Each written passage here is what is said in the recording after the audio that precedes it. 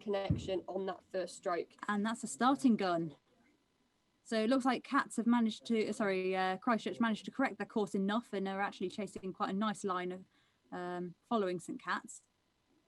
Yep, and I don't think we're going to see an awful lot of action in this lower half of the course. Certainly not in the first few crews, at least. They should also all be rowing reasonably cleanly and reasonably well past and underneath the bridge and into the gut.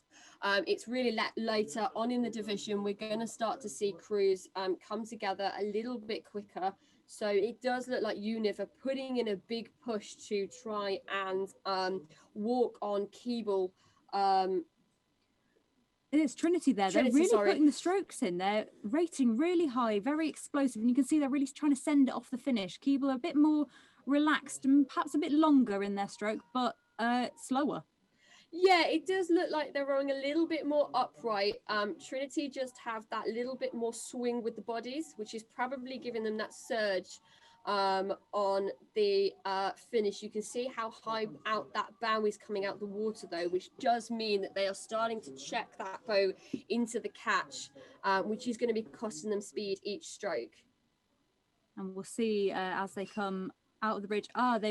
Keble have managed to sort of get into their rhythm a bit more and open up that gap. So that was possibly a bit of a fly and die from Trinity, but maybe if they settle into their race pace, they'll have enough speed to cruise up on Keble there.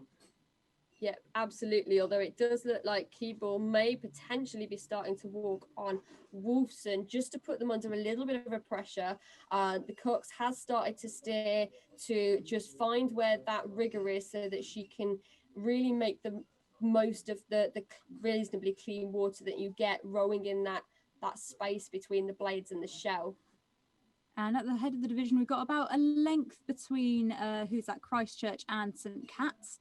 Going past the St Cat's boathouse, they'll probably have some cheers from the women who've just finished racing, if they can speak after all that rowing they've been doing. But Cats have closed it down on Pembroke to, I would say, 3/4 of a length there, maybe a length. Yeah, it did look, just as we panned out, that Orioles seem to have opened up that gap a little bit.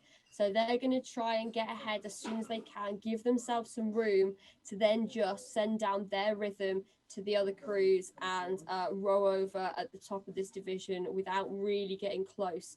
Now, Keble are pushing on Wolfson and down to really just a few feet as they come out the gut. Now, keeping in mind that Wolfson will get the straight water just before Keble do, but then we'll have to cross earlier. So this is where the Coxes really need to think about where they're applying the rudder and where they're making the calls for their crews to push. Keble Bowman just looking round there, probably not the wisest idea at that point in the course. Really do just need to keep your head in the boat. Yeah, and it's really closed up in the second, third and fourth boat. So it looks like Christchurch are really putting in a push on St Cat's, trying to sort of avenge them for the past couple of days and get that bump. But I don't think anyone's going to be contending for the headship. I think Oriole are pretty safe in that. So they still need to complete the course, and it's not over till your stern has passed that clacker, but I think they can start to just kind of breathe a little bit easier. They're going to keep the legs on, but they'll be able to maintain that rhythm just a little bit more. Christchurch, as we're coming down the island, will now kind of know that they are getting close to St Cat's, but St Cat's will know that they've just got to hold them that little bit longer. It does look like Christchurch have taken it up. But also St Cat's are very much gaining on Pembroke. They seem to have steered out a little bit. Should be interesting to see what's going on there. I think they are running away from Christchurch. Now they need to be careful, because if they run away too far, they are going to miss Pembroke and be on the wrong side of the river. I think they have decided that it's much more likely that they're going to get bumped than get a bump, and have decided to cross over to the other side of the river, hoping that Christchurch will chase them. It does look like Christchurch have followed, but are now starting to go for that bump. I hope that the Cat's Cox knows exactly where that finish line is.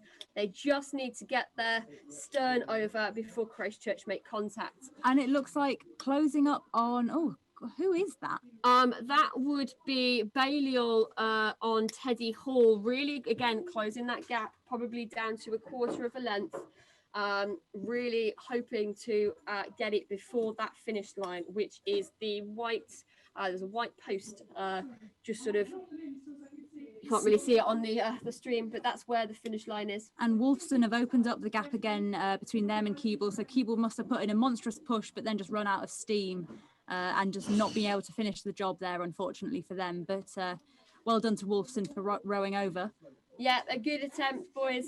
Just not quite got that final gear, as you said, to really close down that push in probably what is the hardest distance to make up that last half a length.